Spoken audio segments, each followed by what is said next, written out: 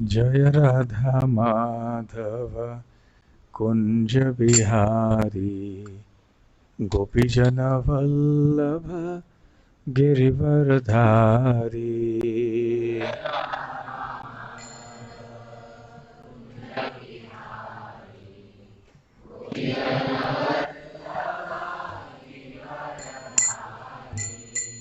जय राधा माधव कुंज बिहारी गोपीजन वल्लभ गिरिवरधारी।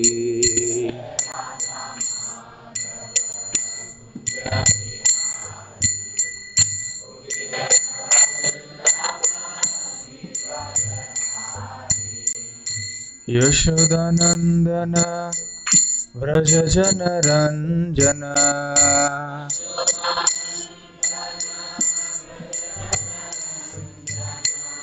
यशोदानंदन व्रज जन रंजन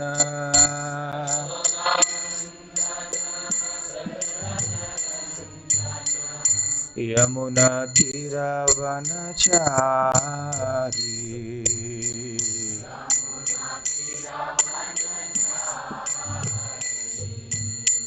यमुना तीरावनचारी।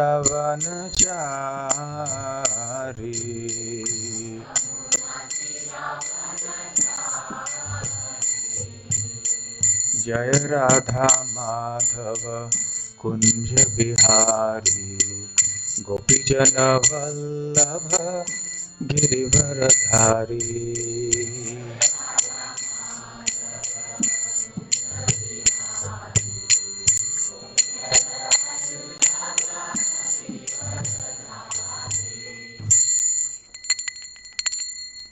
जय ओम विष्णुपाद परमहंस परिव्राजकाचार्य अष्टोत्तर सत His Divine Grace अभय चरणारविंद भक्ति वेदांत स्वामी शील प्रभुपाद की जय।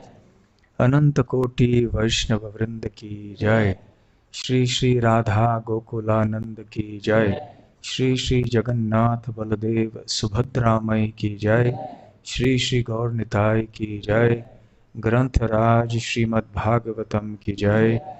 निताय गौर प्रेमानंदे समवेत भक्त वृंद की जय। समवेत भक्त वृंद की जय। समवेत भक्त वृंद की जय। श्री श्री गुरु गौरांग की जय।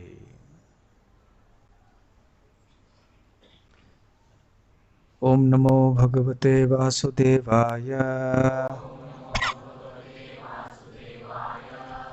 ओम नमो भगवते वासुदेवाय। ओम नमो भगवते वासुदेवाय।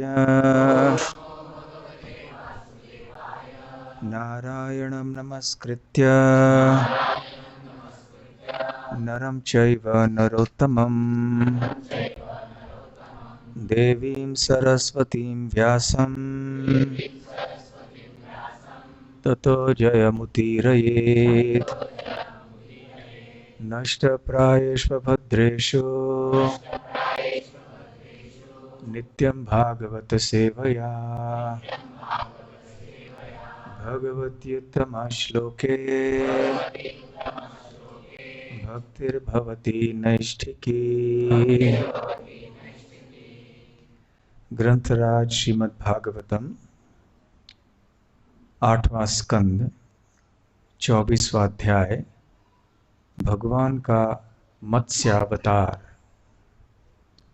श्लोक संख्या 21।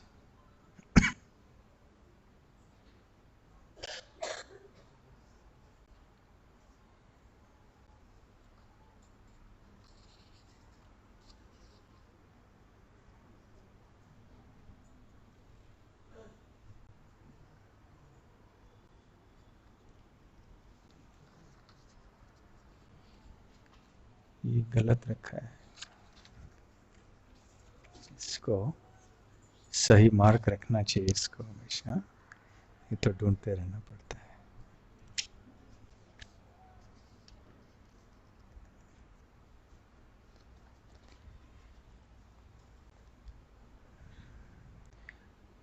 ततः समुद्र उद्वेलः सर्वतः प्लावयन्महीम् वर्धमानो महामेघैः वर्षद्भिः समदृश्यत। ततः समुद्र उद्वेलः सर्वतः प्लावयन्महीम् वर्धमानो महामेघैः वर्षद्भिः समदृश्यत।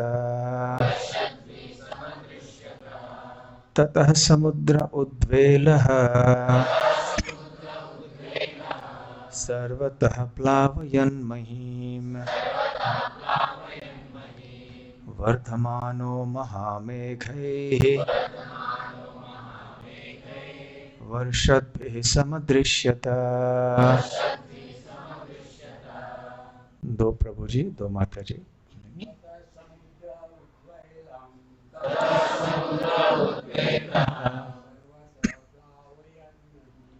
सर्वतः प्लावयन्महीम् मानो महामेघैः वर्षद्भिः समदृश्यत।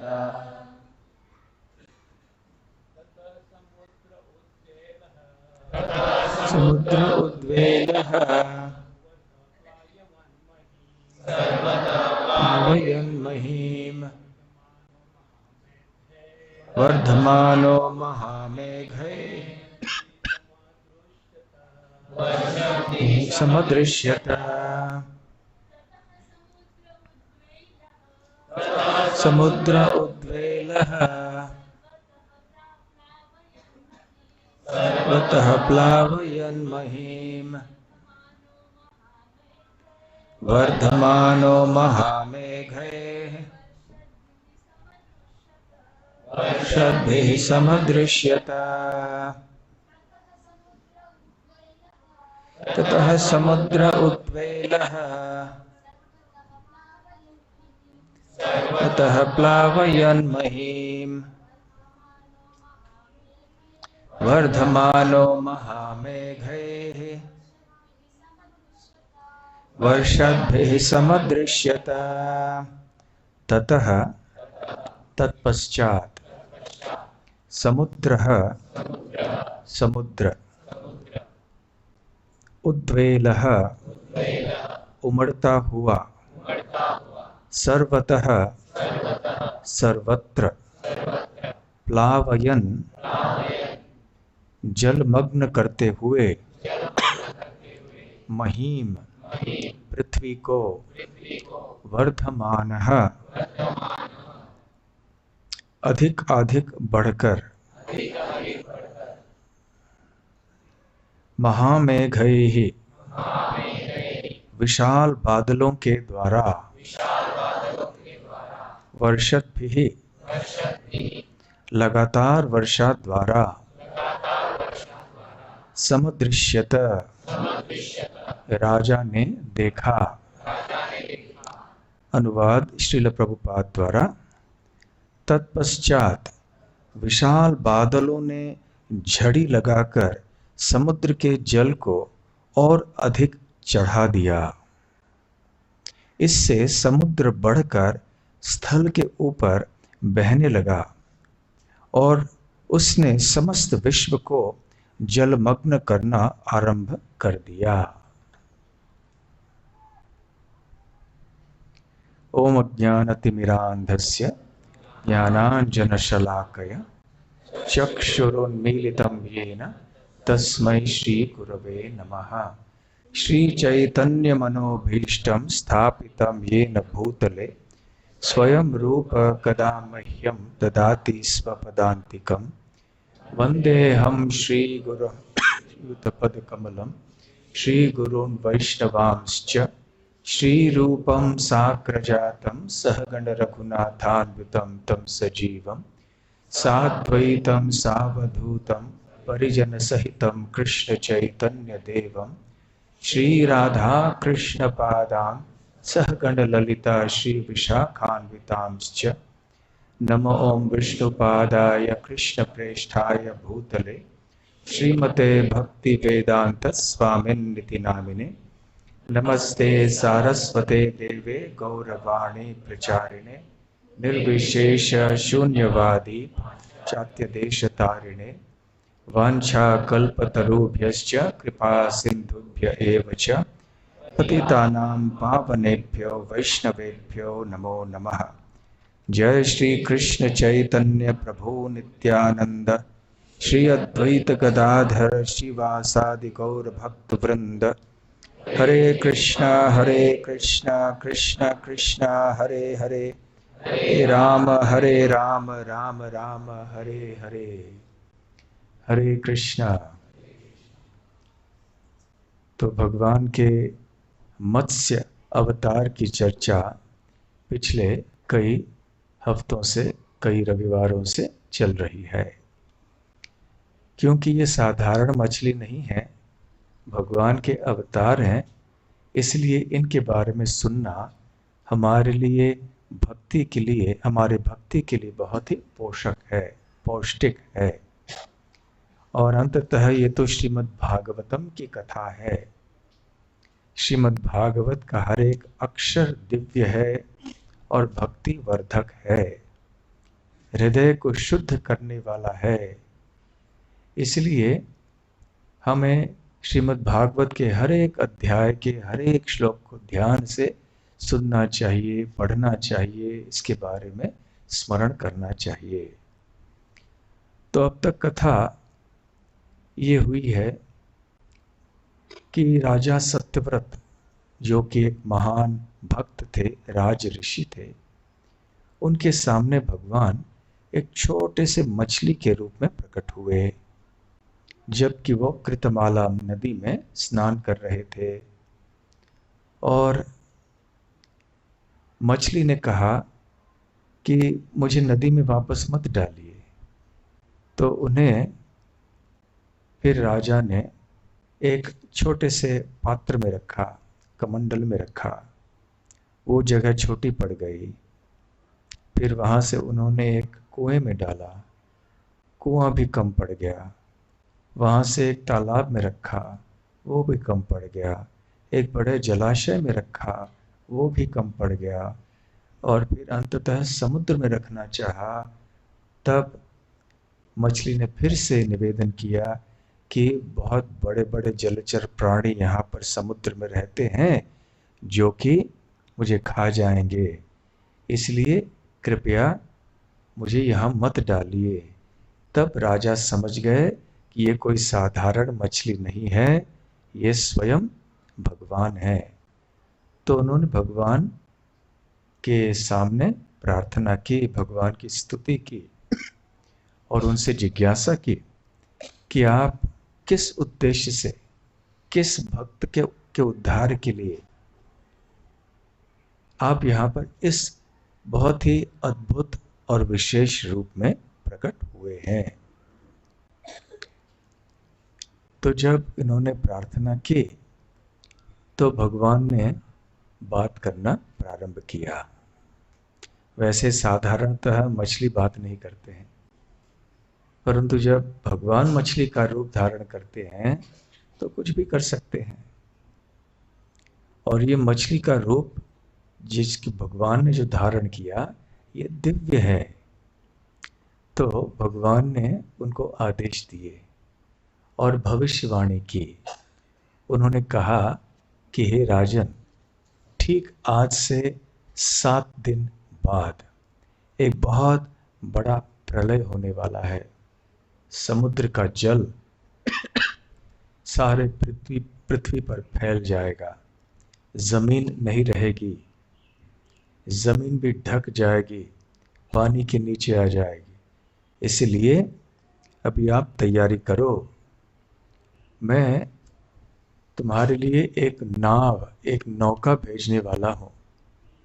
जब नौका आएगा तो उस समय तुम इस नौके में चढ़ जाना, परंतु अकेले नहीं, साथ में सप्त ऋषियों को लेकर जाना, साथ में जो तरह तरह के औषधियाँ हैं, बीज हैं, वनस्पति हैं, उनको भी लेकर जाना, और जो अन्य प्राणी हैं विविध योनियों के, उनको भी लेकर जाना। भगवान के कहने का उद्देश्य ये था कि आगे चल के प्रलय के बाद पुनः सृष्टि का सृजन हो सकता था पृथ्वी लोक के ऊपर प्रलय के बाद, इस मनवंतर के अंत में, और जब दूसरा मनवंतर प्रारंभ हो रहा था, होने वाला था। तो फिर जब भगवान ने ऐसे कहा, उन्होंने कहा कि जब ऐसे नाव आएगा और तुम प्रलय के जल में चल पड़ो, और मैं तुम्हारे पास में रहूंगा इस मछली के रूप में, और मेरे ऊपर एक सींग रहेगा, तो वासुकी सांप को एक रस्सी बनाकर इस नाव को तुम मेरे श्रृंग, ये मेरे सींग को बांध दो। मैं चलता रहूंगा, मैं भ्रमण करता रहूंगा प्रलय जल में, और तुम सब उस नाव में बैठकर आराम से चलना, जहां भी मैं ले जाऊं प्रलय जल में, तुम मेरे साथ चलते रहना। और तुम्हारे सारे प्रश्नों का उत्तर मैं दे दूंगा, तुम्हारे सारे संशयों का निवारण मैं करूंगा, सारा ज्ञान प्रदान करके और भक्ति प्रदान करके मैं तुम्हारा जीवन सफल बनाऊंगा, सार्थक करूंगा। तो बस आगे चलते रहो। इस प्रकार से राजा सत्यव्रत को आदेश देकर मत्स्य अवतार वहां से अदृश्य हो गए। और फिर सत्यव्रत राजा एक स्थान पर नीचे बैठ गए, कुश घास के आसन के ऊपर, वहां ध्यान मुद्रा में बैठे और प्रतीक्षा कर रहे थे उस दिन की, कि जब प्रलय जल आने वाला था। राह देख रहे थे, उन्हें पता था कि ऐसे होने वाला है। और क्योंकि स्वयं भगवान ने आश्वासन दिया था, रक्षा का आश्वासन दिया था, इसलिए सत्यव्रत महाराज निडर थे। और वैसे तो प्रलय होने ही वाला है, मृत्यु विनाश इस भौतिक सृष्टि में निश्चित है। इसलिए आने वाले विनाश काल के संबंध में जो ज्ञानी व्यक्ति होता है, भगवान का भक्त होता है, वो कभी विचलित नहीं होता है। तो अपने आराम से आसन में बैठ के ध्यान में बैठे प्रतीक्षा कर रहे थे। और फिर क्या हुआ, इस श्लोक में इसका वर्णन आज हमने पढ़ा। ततः उसके बाद समुद्र उद्वेलः, समुद्र का जल बढ़ने लगा।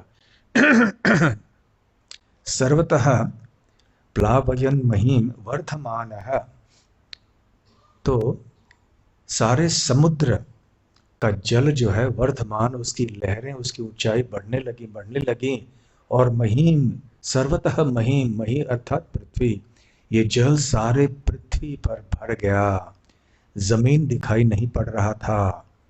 महामेघैः, बहुत बड़े बड़े काले घने घने वर्षा से भरे हुए बादल सब जगह दिखाई पड़ रहे थे। और इन बादलों से क्या हो रहा था, वर्षद्भिः, तो निरंतर वर्षा हो रही थी, मूसलधार वर्षा हो रही थी, जो रुक नहीं रही थी। हम देखते हैं कि कभी कभी वर्षा ऋतु में यहाँ पर भी जब अनेक दिन तक, या 2-3 दिन तक भी, अनेक दिनों की बात नहीं है, 2-3 दिन बस लगातार यदि वर्षा हो, तो उस समय सारे सड़कें भर जाती हैं, बाढ़ सब जगह आ जाता है, वाहन नहीं चल सकते, घरों में पानी चले जाता है, जो नदियां हैं वो भी भर जाती हैं, नदी के तट में सारे खेत आदि सब खराब हो जाते हैं, जितने बड़े बड़े बांध होते हैं उनको भी खोलना पड़ता है, उनसे पानी छोड़ना पड़ता है, उससे और भी बाढ़ बढ़ जाता है, और कितने लोगों की मृत्यु होती है, कितनी संपत्ति का नुकसान होता है। ये तो केवल 1-2-3 दिन के वर्षा के बाद। परंतु जब पृथ्वी के या ब्रह्मांड का प्रलय काल आता है तो ये केवल 1 2 3 दिन के लिए नहीं होता है, कभी कभी काफी लंबे समय तक होता है। हो सकता है 30 दिन, 40 दिन, ज्यादा भी हो सकता है। और वो भी साधारण बारिश नहीं, इस तरह की बारिश जो कि बहुत भयानक होती है, मानो कि सारे बादल के बादल ही टूट पड़े हैं और सागर के सागर ही गिर पड़ रहे हैं आसमान से। इस तरह की वर्षा होती है। यहाँ पर जब वर्षा होती है और बादलों के गरजने की आवाज आती है और बारिश की आवाज भी सब जगह आती है, पवन भी होता है, तो उस समय कभी कभी हृदय में अनेक लोगों को घबराहट होने लगती है कि क्या होगा क्या होगा। तो हम कल्पना कर सकते हैं कि प्रलय काल में क्या परिस्थिति होती होगी। बहुत भयानक परिस्थिति होती है। हम गोवर्धन लीला में सुनते हैं कि इंद्रदेव ने समय से पहले संवर्तक बादलों को भेजा। समय से पहले क्यों? क्योंकि ये जो बादल होते हैं ये केवल प्रलय काल में छोड़े जाते हैं, परंतु जानबूझकर इंद्रदेव ने द्वेष करके ब्रजवासियों के प्रति उनको कष्ट देने के लिए इन संवर्तक बादलों को छोड़ दिया समय से पहले। तो प्रलय काल के समय ये संवर्तक बादल छोड़े जाते हैं और इस तरह की मूसलधार वर्षा होती है जिसकी हम कल्पना भी नहीं कर सकते। और पानी बढ़ रहा था और पानी इतना बढ़ गया कि केवल जो सबसे ऊंचे पहाड़ हैं पृथ्वी में, केवल उन पहाड़ों के चट्टान जो है, शिखर, केवल वही थोड़े बहुत दिखाई पड़ रहे थे सारे पृथ्वी में। तो इससे हम कल्पना कर सकते हैं कि कितनी वर्षा होती होगी प्रलय के समय। और इस तरह से पृथ्वी का जो रूप है, दृश्य है, वो बदलता है समय समय पर। ऐसा नहीं है कि आज जो हम भूगोल पढ़ते हैं, जो नक्शा हम हमारे पाठशालाओं में पढ़ते हैं भूगोल विषय में, सब समय पृथ्वी ऐसी नहीं थी। जो जल है, जमीन है, ये सब बदलते रहते हैं। आज जो जमीन है हो सकता है वो पहले जल के नीचे थे। आज जो समुद्र है पहले वहां कोई जमीन हुई होगी। जैसे बताया जाता कि दक्षिण भारत से भारत महासागर में अंदर बहुत अंदर तक जमीन थी और फिर वो भी पानी से भर गया है। ऐसे बहुत सी चीजें बदलती रहती हैं। इसलिए जब हम पौराणिक कथाओं के अनुसार भूगोल का वर्णन है, उसको हम आधुनिक काल के भूगोल से जोड़ने का प्रयास करते हैं, तो कभी कभी कुछ विरोधाभास लगने लगता है। क्योंकि इतना फेर बदलाव हो चुका होता है उस समय में सारी पृथ्वी के ऊपर देखा जाए, इसलिए कभी कभी समझना मुश्किल हो जाता है थोड़े समय में भी कितना परिवर्तन होता है। आप में से अनेक भक्त वृंदावन गए हैं। वृंदावन और मथुरा के बीच में एक स्थान है जिसको अक्रूर घाट बोलते हैं। यह तट है वृंदावन और मथुरा का। तो अक्रूर जी वहां पर आए थे श्री कृष्ण और बलराम को लेकर, जबकि वो वृंदावन से मथुरा जा रहे थे। तो उस समय यमुना वहां से बह रही थी। लेकिन आज यदि हम अक्रूर घाट में जाएं तो वहां यमुना नदी नहीं है, बल्कि यमुना नदी लगभग 1 या 1.5 किलोमीटर दूर है वहां से। इसका मतलब है कि यमुना नदी ने अपना रास्ता बदल दिया है। तो ये केवल अभी एक 5000 साल की बात है। तो इससे हम समझ सकते हैं कि जब लाखों साल बीत जाते हैं तो कितना परिवर्तन होता होगा पृथ्वी के ऊपर। तो जो वैज्ञानिक लोग हैं, जो प्रमाण चाहते हैं, प्रत्यक्ष प्रमाण चाहते हैं कि क्या सबूत है, क्या प्रमाण है कि ऐसे पौराणिक घटनाएं हुई हैं, इनका ऐतिहासिक प्रमाण क्या है। हमारे लिए ऐतिहासिक प्रमाण क्या है? ये पुराण और इतिहास जैसे महाभारत, रामायण इत्यादि। इतिहास, इतिहास, इस तरह से हुआ था, इतिहास, इसको इतिहास कहते हैं, जो ऐसे हुआ था। तो ये जो पुराण हैं या इतिहास हैं, रामायण महाभारत जैसे, इनमें काल्पनिक कथाएं हम नहीं पाए जाते। ये सब ऐतिहासिक घटनाओं का वर्णन है। तो परंतु ये इतने प्राचीन काल के हैं कि आजकल के वैज्ञानिक इनका प्रमाण नहीं ढूंढ पाएंगे, क्योंकि उनको प्रमाण मिलेगा नहीं इतने वर्षों के बाद में। तो खैर, ये इतना भयंकर प्रलय होने लगा था उस समय, और राजा सत्यव्रत वहां आराम से ध्यान में बैठे रहे। और फिर आगे शुकदेव गोस्वामी कहते हैं, ध्यायन भगवत आदेशम तदृशे नावम आगतम। ध्यायन भगवत आवेशम, तो ध्यान करते जब बैठे थे तो भगवान के आदेश के अनुसार जब उन्होंने उनको भगवान के आदेश का स्मरण किया, उन्होंने ददृशे, उन्होंने कुछ देखा। राजा ने क्या देखा? नावम, एक नौका, एक नाव आ रही है। आगतम, तम आरुरोह विप्र इंद्रैहि, तब उस नौके के ऊपर चढ़े जो विप्रों के नेता हैं, जो बड़े बड़े ऋषि मुनि हैं, उनको साथ में लेकर। आदाय औषधि विरुधः, और साथ में औषधि और जो लताएं हैं और वनस्पति आदि हैं, उनको भी, सब अन्य प्राणियों को भी लेकर ऊपर चढ़े उस बहुत ही अद्भुत नाव में। ऐसा नाव जो कि स्वयं, जिसकी व्यवस्था स्वयं भगवान ने की थी, कोई साधारण नाव नहीं था जो विशाल बाढ़ में डूब सके। लगभग 100 साल पहले एक ऐसा विशाल जहाज बनाया था यूरोप में, और उसके बारे में कहा गया था कि ये ऐसे जहाज है जो कभी भी डूब नहीं सकता। परंतु पहले ही यात्रा में दुर्भाग्यवश एक विशाल बर्फ के खंभे से के गोले से टकरा कर वो डूब गया। 1500 लोग मर गए। परंतु भगवान ने बनाए हुआ नाव इस प्रकार से नहीं होता है। तो वो नाव आगे चला, और फिर वहां पर, क्योंकि स्थिति काफी भयानक हुई होगी, इतना बड़ा बाढ़ चल रहा है। आप में से कोई समुद्र में गए हैं? कभी समुद्र की यात्रा में एक नौके पर बैठ के कहीं दूर गए हैं? आप में से कितने भक्त गए हैं? बहुत कम भक्त।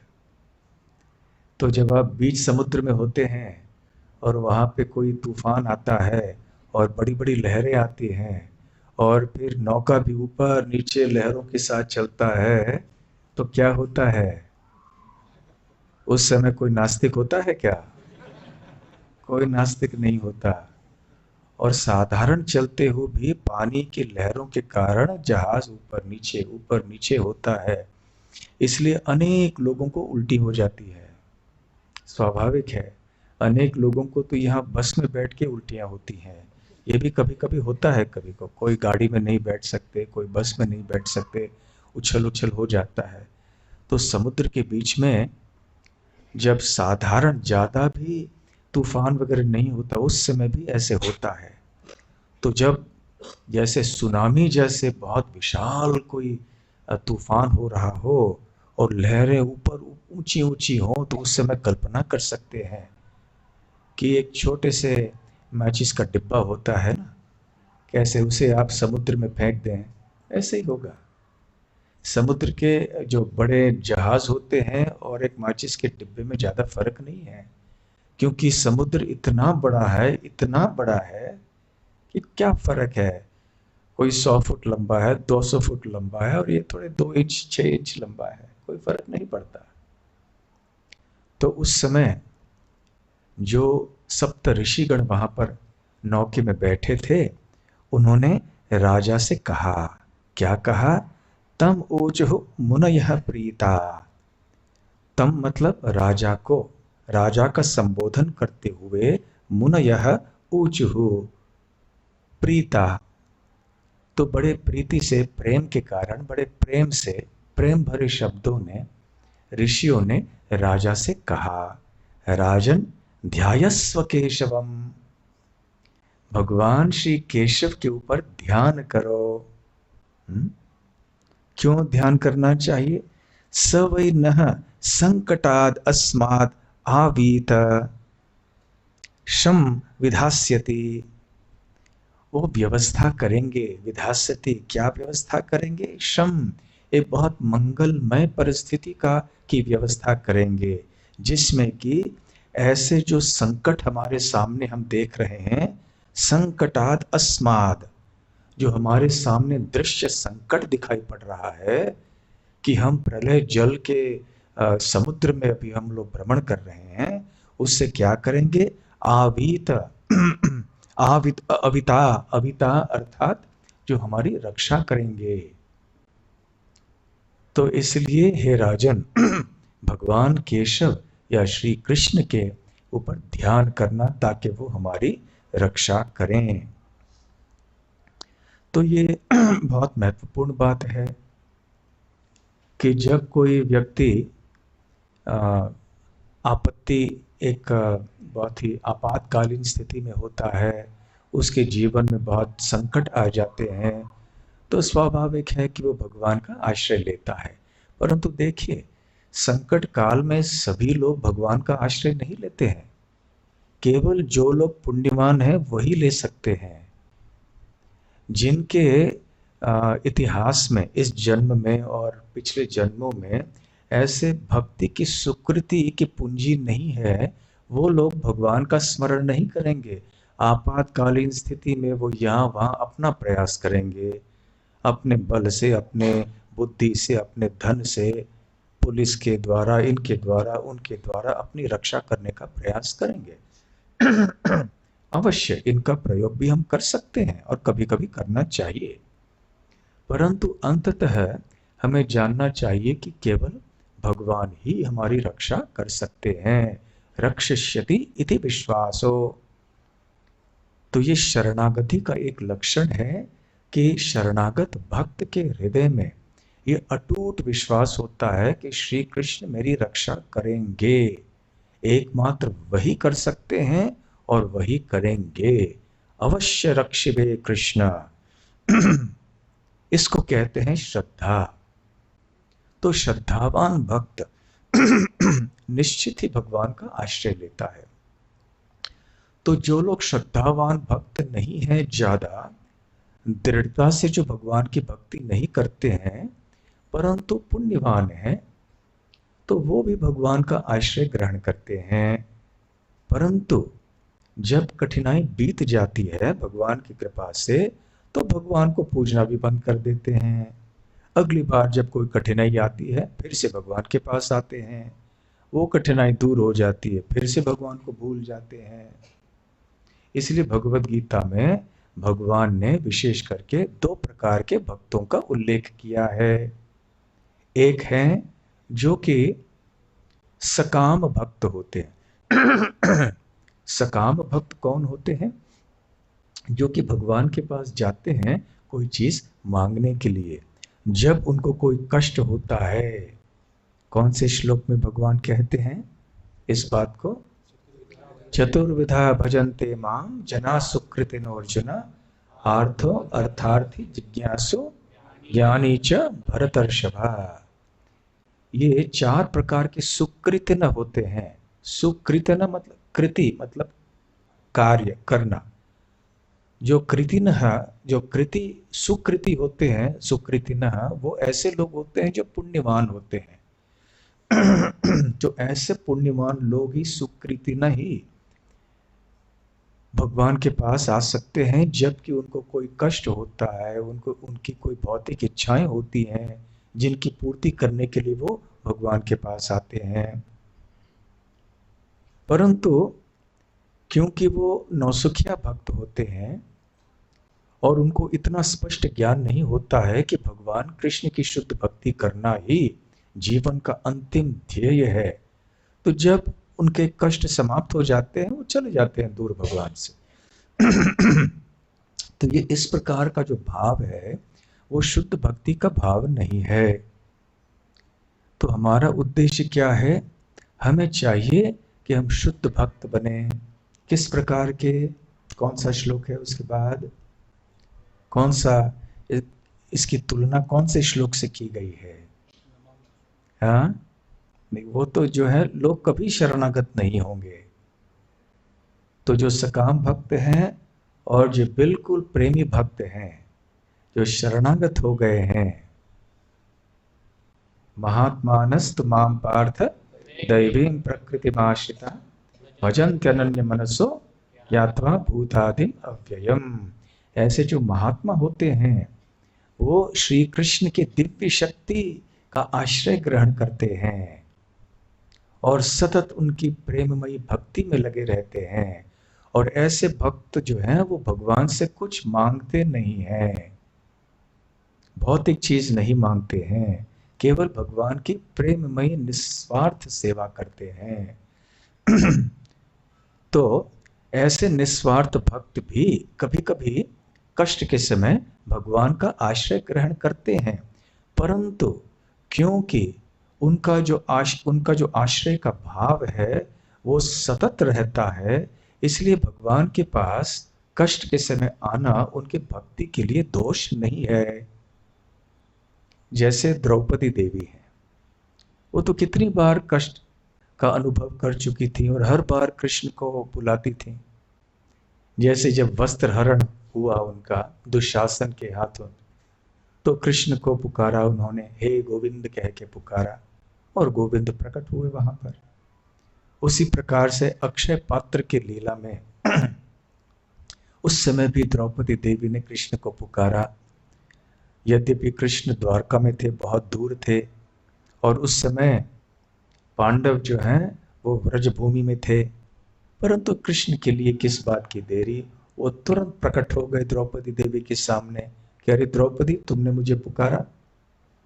तो हम देखते हैं कि संकट के समय शुद्ध भक्त भी कभी कभी भगवान को अवश्य पुकारते हैं, ऐसे आपातकालीन परिस्थिति में, परंतु फिर भी वो शुद्ध भक्त कहलाते हैं, क्योंकि वो केवल इस समय पर भगवान के पास नहीं जाते हैं। परंतु जो कच्चे भक्त होते हैं वो केवल कष्ट के समय भगवान के पास जाते हैं, और जब कष्ट नहीं होता तो भगवान को भूल जाते हैं, अपने दैनिक जीवन में अपने भोग में मग्न हो जाते हैं। जब कुछ चाहिए होता है भगवान के पास जाना, जब नहीं चाहिए तो ठीक मिल रहा है अपना श्रेय लेते हैं, मेरे परिश्रम से मैंने ये सब कमाया है, श्रेय मुझे जाता है। जब कष्ट हो जाता है तो भगवान के पास आते हैं। तो ये दो प्रकार के भक्तों में हमें भेद अच्छी तरह से समझ लेना चाहिए, और हमारा आदर्श होना चाहिए ये दूसरे प्रकार के भक्त जो निस्वार्थ ढंग से भगवान की प्रेमा भक्ति करते हैं। ये हमारे आदर्श होने चाहिए। ऐसे भक्तों के पद चिन्हों में हमें चलना चाहिए। भगवान के साथ हमें व्यवसाय नहीं करना चाहिए। संकटाद अस्माद अविता। तो हे राजन, जो हमारे सामने अब संकट है उससे मुक्त करने के लिए केशव के ऊपर ध्यान करो। तो राजा सत्यव्रत तो पहले से ही भक्त थे, उनके लिए स्वाभाविक था ये। आप जानते हैं वाराणसी में बहुत प्रसिद्ध हनुमान जी का मंदिर है, कौन सा है?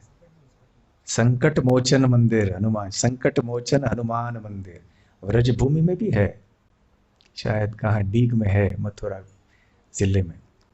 तो वहां पर भी संकट मोचन हनुमान मंदिर है। मोचन अर्थात मुक्त कराना। तो बहुत सारे लोग हनुमान जी के पास जाते हैं। हनुमान तो भगवान के परम भक्त हैं और सर वो बहुत शक्तिशाली हैं। भगवान के कृपा पात्र होने के कारण भगवान ने हनुमान को ऐसी शक्ति प्रदान की है कि वो भगवान तुल्य है, भगवान के समान ही उनकी शक्ति है। कभी कभी वो ऐसे कार्य कर दिखाते हैं जो कि स्वयं भगवान अपने अवतार की लीला में नहीं करते हैं। जैसे कि जब श्री राम प्रकट हुए तो उन्होंने कभी समुद्र को कूदकर छलांग मारकर पार नहीं किया, यद्यपि भगवान के लिए कोई कठिन बात नहीं है यदि वो करना चाहे तो। परंतु हनुमान ने कर दिखाया। तो हनुमान ने वो कार्य किया जो कि स्वयं भगवान ने नहीं किया, क्योंकि भगवान श्री राम से उनको शक्ति मिली थी। तो हनुमान जी समर्थ हैं, वो हमारी हर इच्छा की पूर्ति कर सकते हैं, हर तरह से हमारी रक्षा कर सकते हैं। वो सही बात है, हमारे संकटों को दूर कर सकते हैं, संकटों से हमें मुक्त कर सकते हैं, इसलिए संकट मोचन हनुमान उनका नाम है। तो बहुत सारे भक्त उनके पास जाते हैं, क्योंकि किसके जीवन में संकट नहीं है। अच्छा, एक प्रश्न आप सबसे पूछूंगा कि आप में से वो हाथ ऊपर करें जिनके जीवन में कोई कष्ट नहीं है। हाथ ऊपर कीजिए। एक भी नहीं? अरे ऐसे कैसे हो सकता है? इसका मतलब आप सब सत्यवादी हैं। भगवान श्री कृष्ण ने इस भौतिक जगत की व्यवस्था इस तरह से की है कि राजा हो या रंक, कोई भी हो, कोई भी कष्टों से मुक्त नहीं हो सकता है। चैन की नींद कोई नहीं सो सकता है सिवाय जो हरे कृष्ण बोलता है।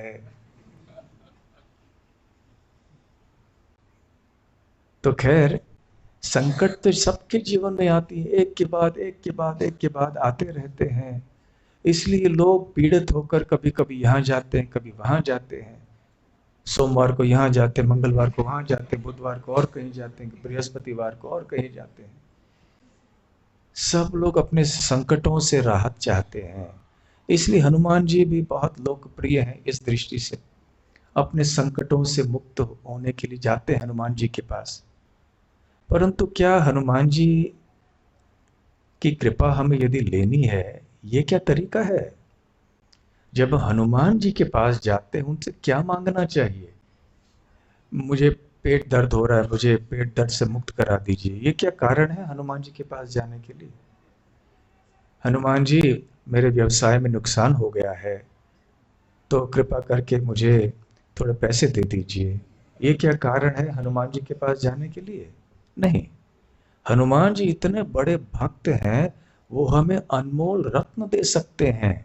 क्या रत्न है वो? भगवान की भक्ति का रत्न।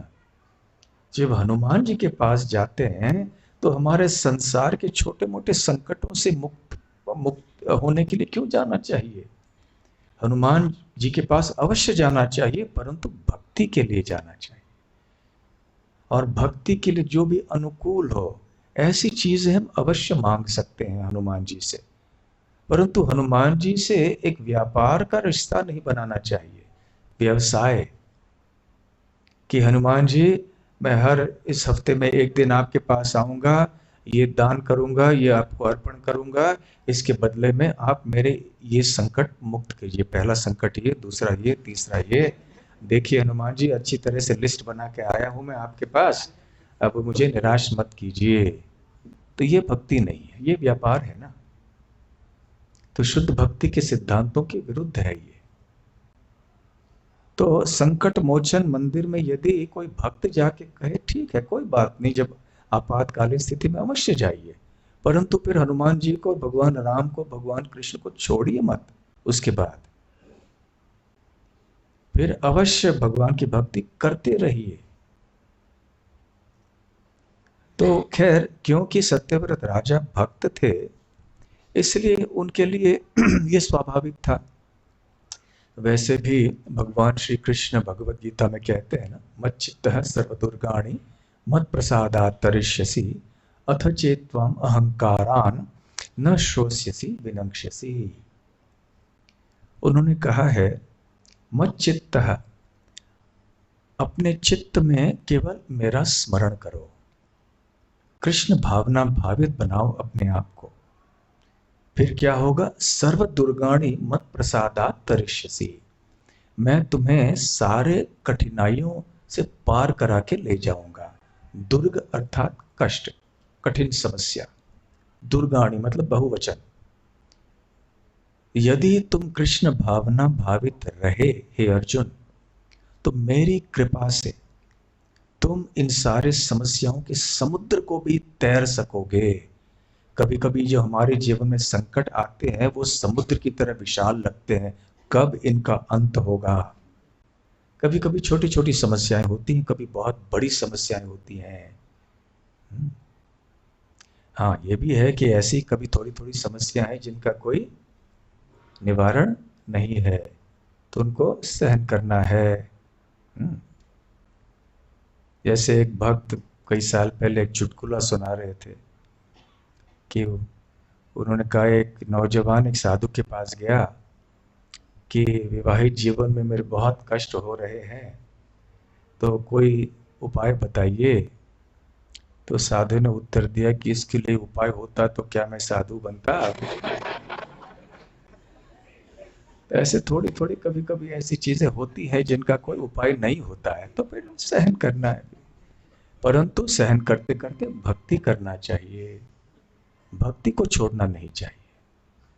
तो इस तरह से यहाँ भगवान बताते हैं कि यदि तुम कृष्ण भावना भावित रहोगे तो मेरी कृपा से तुम्हारी समस्याओं को, जो समुद्र के समान बड़े भी क्यों ना हो, उनको तुम पार कर पाओगे।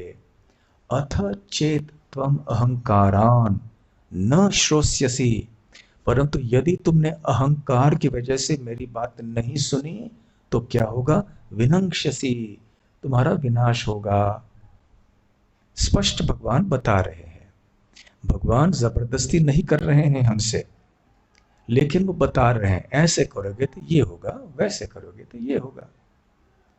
जैसे हम यहाँ नागरिक हैं भारत में, भारत में भी कोई कानून है, तो नागरिक को पता होना चाहिए कि कानून क्या है। यदि कानून का पालन करेंगे तो हमारा भला होगा, शांति से हम मुक्त अवस्था में रह पाएंगे, यहाँ वहाँ घूम पाएंगे। परंतु कानून का उल्लंघन किया तो फिर क्या होगा, जेल में जाना होगा, तो उसका दंड मिलेगा हमें। तो सरकार जबरदस्ती हमसे नहीं कहती है, परंतु हमें उपाय देखो आप ऐसे मत करना, यदि कानून तोड़ोगे तो ये दंड होगा। तो उसी प्रकार से भगवान ने भी अर्जुन से कहा था, यथेच्छसि तथा कुरु, मैंने तुम्हें तो बता दिया है अर्जुन, अब तुम देखो, मेरे शरण में आओगे तो ये लाभ होगा, मेरे शरण से दूर जाओगे तो परिणाम ये होगा। तो यहाँ भगवान बता रहे हैं कि जो लोग भगवान कृष्ण के शरण में आने के लिए तैयार नहीं होते हैं, भगवान की बातों को सुनना नहीं चाहते हैं, किस कारण से नहीं करते हैं ऐसे, अहंकार। मैं क्यों सुनूं किसी की बात। ये अहंकार के जड़ें इतनी गहरी हैं हमारे हृदय में, जन्म जन्मांतर से हमारे साथ वो चलती हैं। छोटे बच्चे को भी आप कभी कभी अपने आदेश का पालन कराने में सक्षम नहीं हो सकते। छोटे बच्चे को भी कहीं ऐसे करे, नहीं करूंगा, कुछ नहीं कर सकते आप। आप में से जो गृहस्थ भक्त हैं जानते हैं, बच्चा जब ये जिद पकड़ के बैठ जाता है, कुछ नहीं कर सकते आप। तो ये उसका जिद है, उसके हृदय में अहंकार, मुझे ऐसे ही करना है। तो ये अहंकार मूल कारण है जिसकी वजह से हम किसी की बात सुनना नहीं चाहते हैं, भगवान की बात भी सुनना नहीं चाहते हैं। तो खैर, ऋषियों ने बड़े प्रेम से राजा के स्वभाव को देखा, राजा के व्यवहार को देखा, राजा के बोल चाल आदि को देखा, ऋषि सब प्रसन्न हो गए और उन्होंने इस तरह का आदेश दिया, राजन ध्यायस्व केशवम, केशव के ऊपर ध्यान करो। और इस प्रकार से फिर उन्होंने क्या हुआ आगे चल के, सह अनुध्यातः ततः राज्ञा प्रादुरासीन महार्णवे एक श्रृंगधरो मत्स्य। तो उस समय जब ऐसे भगवान के ऊपर ध्यान किया गया, अनुध्यातः राजा के द्वारा, तो प्रादुर आसीन, उस समय प्रकट हुए राजा के सामने महाअर्णवे, अर्णव अर्थात सागर, महाअर्णव अर्थात जब सागर में भी बाढ़ आ जाता है ना, वो महासागर बन जाता है। तो ऐसे उस महाअर्णव में वो प्रकट हो गए भगवान, एक श्रृंगधरो मत्स्य, ऐसे मछली के रूप में, मत्स्य के रूप में एक श्रृंग धर, जिनके मुख सर के ऊपर एक श्रृंग था। इसमें देखिए,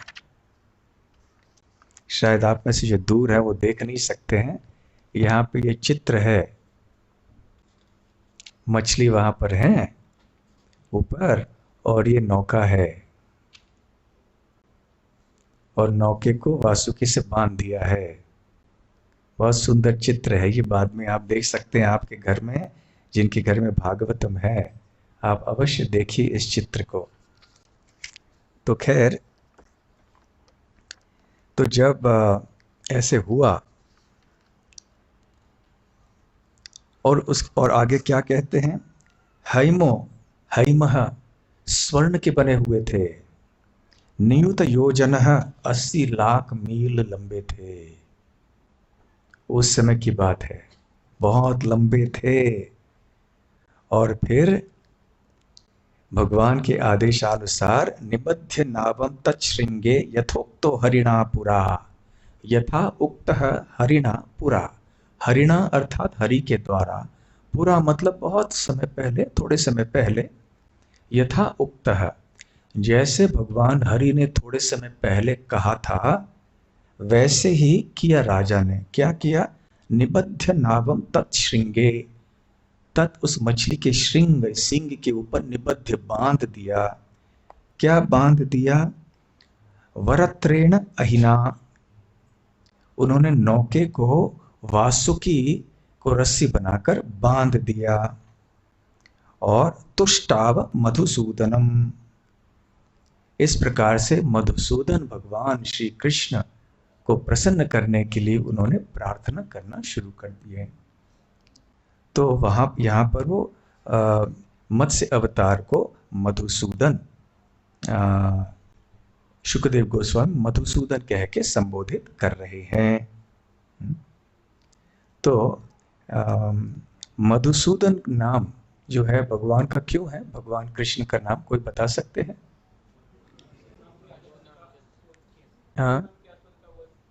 मधु नाम के असुर का वध किया।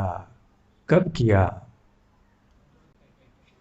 हाँ, मथुरा में भी एक लीला है, मधुवन में, जब भगवान विष्णु ने मधु नाम के असुर का वध किया। उनका पुत्र था लवणासुर, और लवणासुर का वध त्रेता युग में शत्रुघ्न ने किया, श्री राम के छोटे भाई ने। परंतु ये एक लीला है। परंतु जिस लीला का वर्णन श्रीमद् भागवत के 7वें स्कंद में एक श्लोक में ही वर्णित है, और थोड़े विस्तार में महाभारत में वर्णन है, वो ये है कि एक बार जब ब्रह्मा जी प्रकट हुए थे और वेद भी प्रकट हुए, वेद तो पहले से प्रकट हुए हैं, परंतु ब्रह्मा जी के पास आए, और ब्रह्मा जी से फिर 2 असुर थे, मधु और कैटभ। तो इन्होंने ब्रह्मा जी से वेदों को चोरी कर ली। क्यों ऐसे असुर, बार बार हम पढ़ते हैं ना, वेदों को चोरी कर लिया, छुपा लिया, रख लिया, क्यों ऐसे करते हैं? चोरी करने का उद्देश्य क्या है?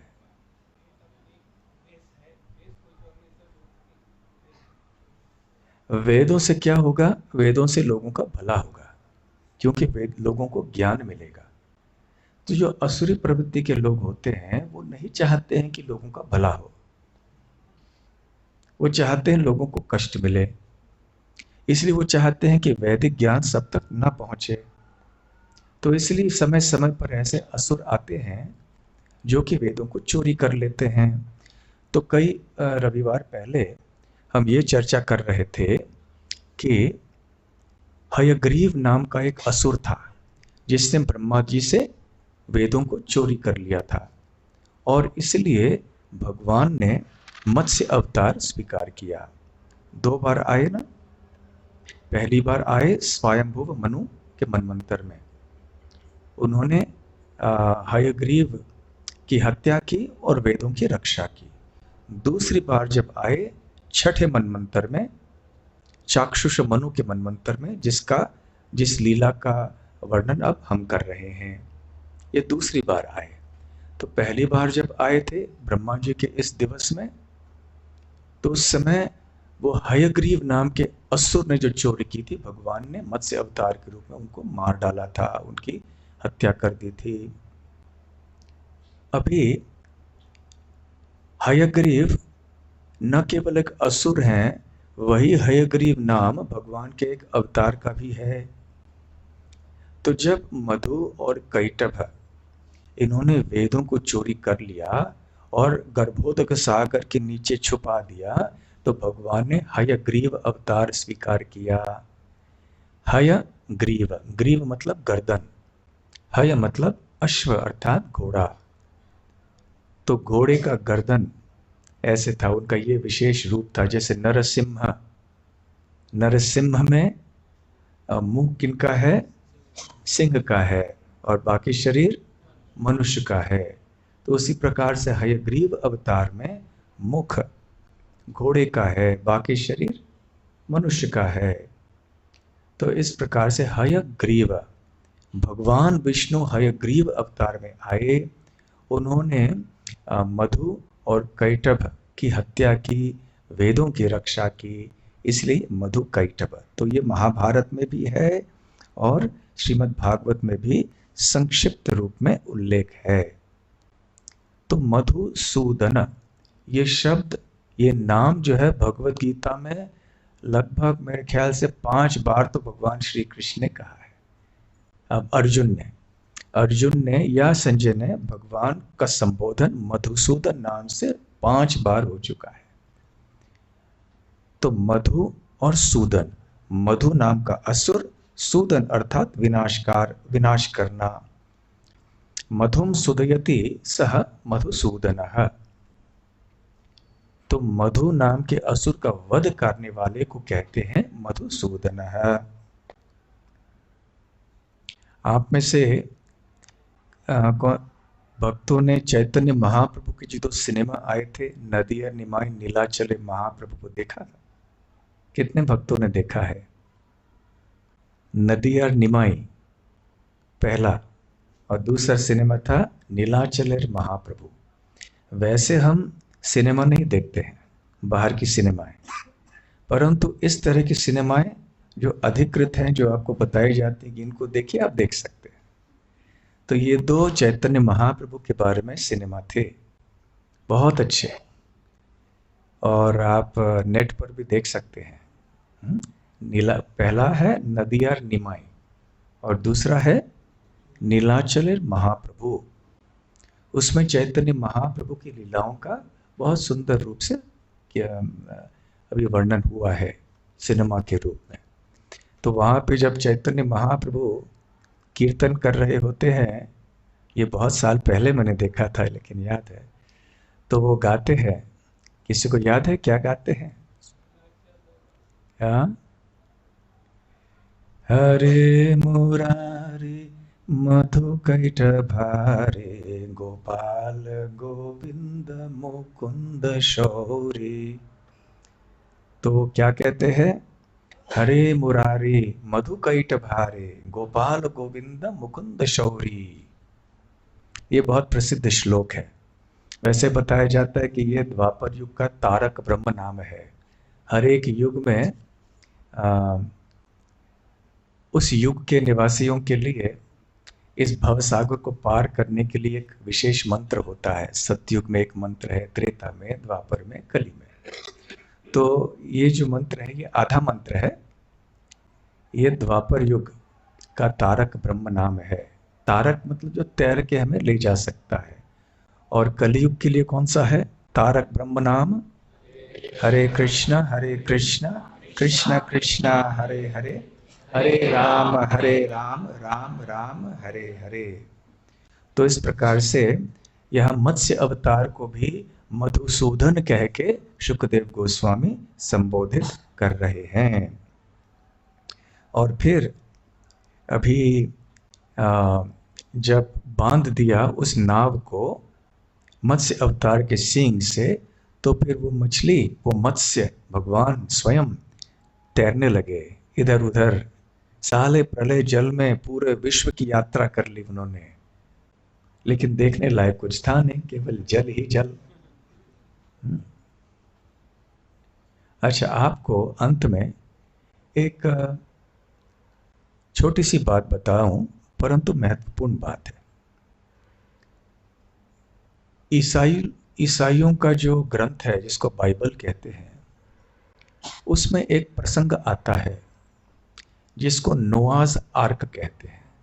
नोआ एक बहुत सज्जन व्यक्ति थे, और आर्क आर्क अंग्रेजी में, पुराने अंग्रेजी में एक नाव को कहते हैं।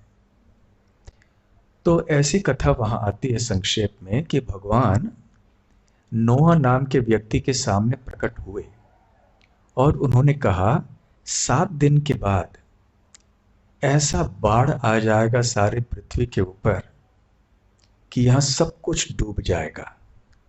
इसलिए तुम एक नौका बनाओ, और नौके में ये सारे जो वनौषधि हैं और वनस्पति हैं और जो प्राणी हैं, उन दोनों को आप सबको साथ में उस नौके पर रखना, और फिर प्रलय जल में घूमना। जब प्रलय जल फिर से नीचे आ जाएगा, उस समय पुनः तुम ये समाज को शुरू कर देना।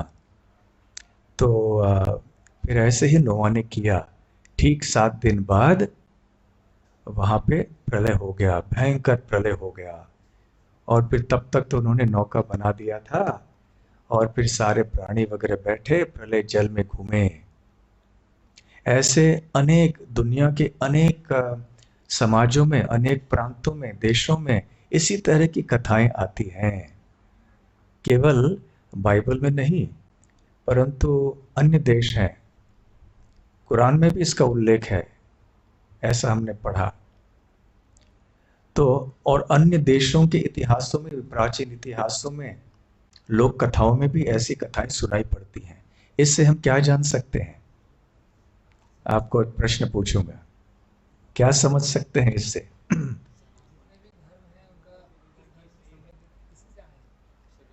तो जितने भी ये सारी घटनाएं हैं ये सब पौराणिक कथाओं पर आधारित है।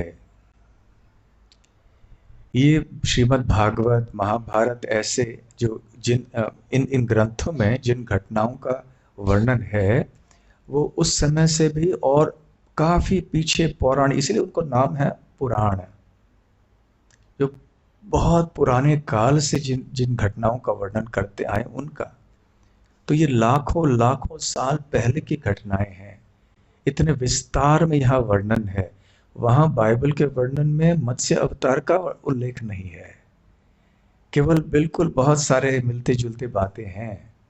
इससे हम समझ सकते हैं कि पहले दुनिया में एक ही धर्म था, सनातन धर्म। सारे वेदों को मानते थे सब लोग, और भगवान के साक्षात्कार का मार्ग भी एक ही था। ये विविध प्रकार के, इस प्रकार के धर्म जो आजकल है वैसे नहीं थे। ये बस पिछले कई हजार वर्षों में हुए ना। 2000 वर्ष हो गए, किसी और को 1500 वर्ष हो गए, और किसी को और थोड़े इस तरह से वर्ष, कोई 500 वर्ष।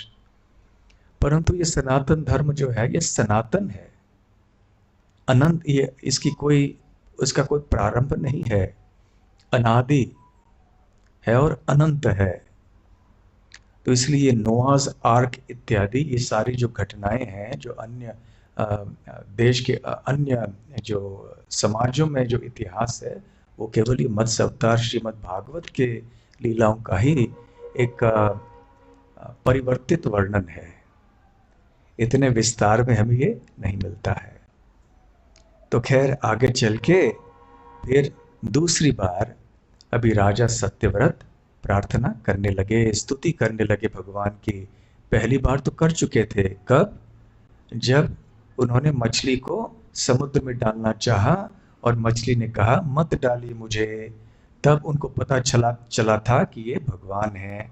तब पहली बार प्रार्थना की। फिर दूसरी बार जब की, जब ब्राह्मणों ने कहा कि यहाँ हम नौके में बैठे हैं, केशव के ऊपर ध्यान करो, और अब आगे चल के वो प्रार्थना और करने वाले हैं। तो इन प्रार्थनाओं की चर्चाएं और उसके बाद क्या होता है, ये हम अगले रविवार को करेंगे। बहुत बहुत धन्यवाद। कोई प्रश्न है तो आप पूछ सकते हैं। श्री मत्स्यावतार की जय। ग्रंथराज श्रीमद् भागवतम की जय। श्रील प्रभुपाद की जय। राधा गोकुलानंद की जय। गौर प्रेमानंदे।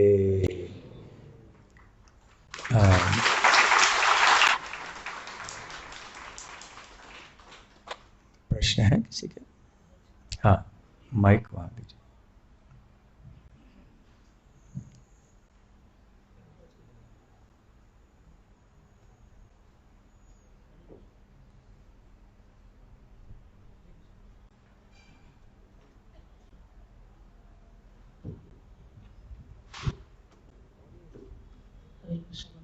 हरे कृष्ण। महाराज जी, जब प्रलय होता है तो ऐसा भी सुना जाता है कि जो धाम है जैसे मायापुर, वृंदावन और काशी क्षेत्र, तो वो कभी प्रलय में नहीं जाते, इसके बारे में क्या? प्रश्न ये है कि ऐसे सुना है कि जब प्रलय होता है तो जो भगवान के धाम हैं, जैसे व्रजभूमि वृंदावन है या काशी है इत्यादि, वो प्रलय में नष्ट नहीं होते हैं। तो उत्तर ये है कि हाँ, ये सही है, वो नष्ट नहीं होते हैं, परंतु इसका अर्थ ये नहीं है कि वो पानी के नीचे नहीं जाते हैं। जो धाम होते हैं उनके दो स्वरूप होते हैं। एक स्वरूप है जो प्रकट है, जो दृश्य है, जिसको हर एक आदमी देख सकता है। जैसे हम वृंदावन में जाते हैं, काशी में जाते हैं, जगन्नाथपुरी में जाते हैं, अपने आंखों से धाम का दर्शन करते हैं। ये प्रकट रूप है। परंतु यदि हम केवल भौतिक दृष्टि से देखें तो हम इसे धाम है ऐसे जान नहीं पाएंगे। जैसे वृंदावन गए तो वहाँ क्या देखेंगे? रिक्शा चल रहे हैं, लोग चिल्ला रहे हैं, इतनी धूल है, ठंडी है, गर्मी है, बंदर है, सुअर है, सड़कों में सब घूम रहे हैं, यही देखेंगे। परंतु जिसकी दृष्टि दिव्य है वो जान पाएगा कि ये केवल वृंदावन का बाह्य स्वरूप है। वृंदावन का आंतरिक स्वरूप केवल उन व्यक्तियों के लिए है जिनका हृदय शुद्ध हो चुका है और जो अप्रकट वृंदावन को भी देख सकते हैं। तो धाम का स्वरूप प्रकट रूप में जो धाम है वो ढक जाता है, परंतु जो असली धाम का स्वरूप है, क्योंकि वो आध्यात्मिक है, वो कभी नष्ट नहीं होता, वो तो रहेगा। इतना ही है कि वो अप्रकट रूप में है इस समय। इस दृष्टि से कहा जाता है कि प्रलय काल में भी ये धाम नष्ट नहीं होते हैं। ठीक है, और कोई प्रश्न है?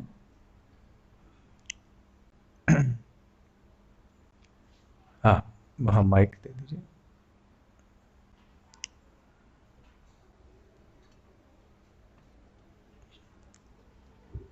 हरे कृष्ण। हरे कृष्ण।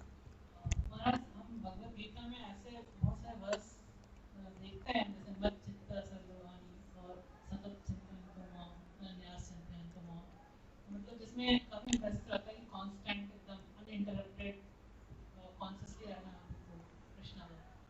बट जब हम कुछ कर रहे होते हैं डे टू डे लाइफ में, तो हम उस सब्जेक्ट मैटर में ऑब्जर्व हो जाते हैं जो भी हम करते हैं, तो वो इंटरप्शन है क्या हमारे कृष्ण कॉन्शियसनेस का, या फिर हम कैसे कॉन्शियस रहें? यदि हम भगवान कृष्ण के लिए कर रहे हो तो फिर वो ठीक है।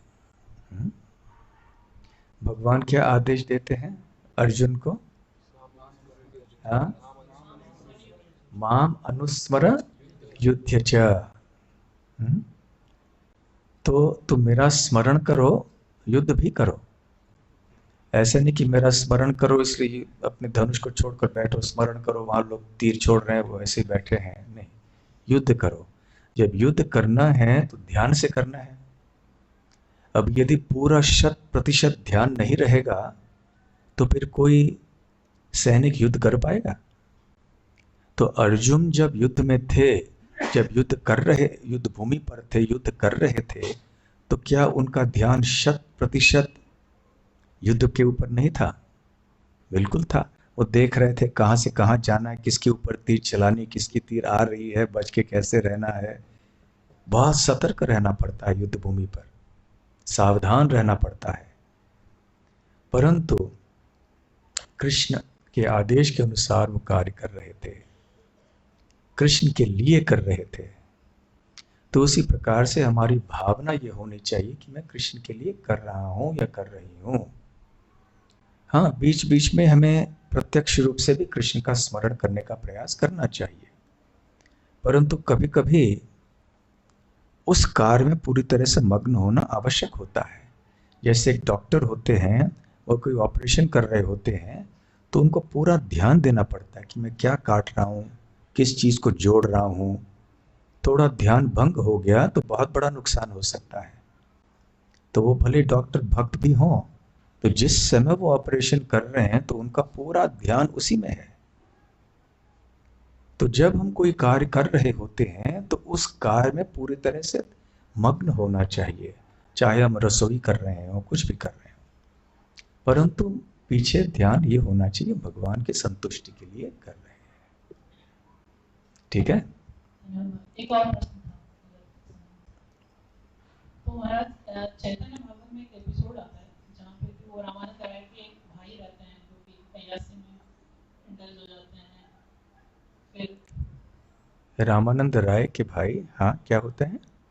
वो जमींदार के कुछ टैक्स को हाँ पे हाँ नहीं हाँ करते। हाँ हाँ। तो फिर उससे महाप्रभु काफी डिसअपॉइंटेड होते हैं। हम्म फिर काशी मिश्रा जाते हैं उनके लिए एडवोकेट करने के लिए। हम्म तो वो एक प्रोपोजिशन देते हैं ऐसे ही कि देखिए महाप्रभु, वो जब भी आपके लिए किया वो प्योरली आपके लिए किया, ऐसे वो खुद से किया, लेकिन आपके लिए जो किया तो आपसे कुछ रेसिप्रोकेशन मांगा नहीं, हो कुछ ऐसे नहीं, इज अ प्योर हो, ऐसे प्रोपोजिशन देते हैं उसको। क्यों? इसका मतलब ये है कि जब हम कोई कार्य करते हैं, इस बहाने से हमें लापरवाही नहीं करनी चाहिए कि मैं भक्त हूं ना। उस समय भी सोच समझ के कार्य करना चाहिए। ऐसे हमें छूट नहीं दी जाएगी कि हम भक्त हैं इसलिए हमने कुछ ऐसे मूर्खता का कार्य कर लिया और फिर भगवान के पास जाए, आपके भक्त हैं, आपके लिए किया था।